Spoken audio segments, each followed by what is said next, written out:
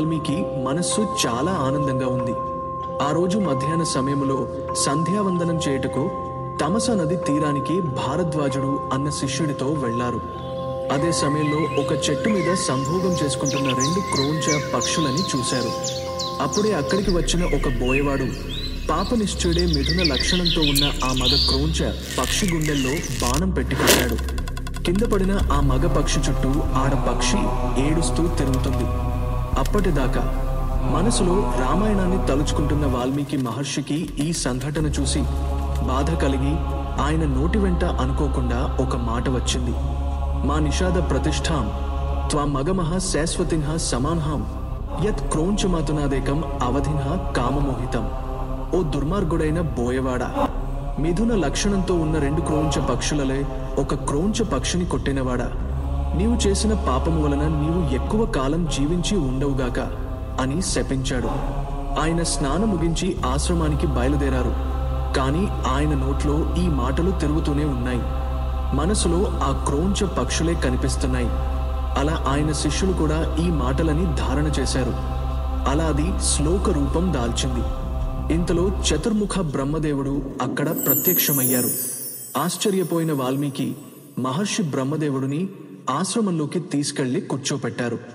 అప్పుడు బ్రహ్మదేవుడు అన్నారు, ఓ బ్రాహ్మణుడా, నీ నోటి వెంట వచ్చిన ఆ శ్లోకమే రామాయణ కథ అన్నారు. ఆ శ్లోకానికి అర్థం చూడండి. నిషాద అంటే బోయవాడు అని ఒక అర్థం. అలాగే సమస్త లోకములు తనయందున్న నారాయణుడు అని ఒక అర్థం. మా అంటే లక్ష్మీదేవి. మా నిషాద ప్రతిష్టాం త్వా మగమహ శాశ్వతిన్హ సమాహ అంటే లక్ష్మిని తనదిగా కలిగిన ఓ శ్రీనివాసుడా, నీ కీర్తి శాశ్వతముగా నిలబడుగాక. యత్ క్రోంచమతునాదేకం అవధిన్హ కామమోహితం కామము చేత పీడింపబడి బ్రహ్మదేవుడు ఇచ్చిన వరముల చేత అహంకారము పొంది కామమే జీవితంగా జీవిస్తున్న రాక్షసుల జంట అయిన రావణ మండోదరులలో రావణుడు అనే క్రోంచ పక్షిని నీ బాణంతో కొట్టి చంపిన ఓ రామ, నీకు మంగళం జరుగుగాక అని ఆ శ్లోక అర్థం మారింది. బ్రహ్మదేవుడు అన్నారు, నా శక్తి అయిన సరస్వతి అనుగ్రహం చేత నువ్వు ఈరోజు రామాయణాన్ని పలికావు. నాయనా, నేను నీకు వరం ఇస్తున్నాను. నువ్వు కూర్చుని రామాయణము రాద్దామని మొదలు పెడితే రాముడు, లక్ష్మణుడు, సీతమ్మ, రాక్షసులు మొదలైన వారు మాట్లాడినదే కాదు, వాళ్ల మనస్సులో అనుకున్న విషయాలు కూడా తెలుస్తాయి. ఈ భూమి మీద నదులు, పర్వతాలు ఎంత కాలం ఉంటాయో అంత కాలం రామాయణము ఉంటుంది. ఇందులో ఒక్క మాట అబద్ధం కాని కల్పితం కాని ఉండదు. నువ్వు ఇక రామాయణము రాయడం మొదలుపెట్టు అని వరం ఇచ్చి వెళ్లిపోయారు.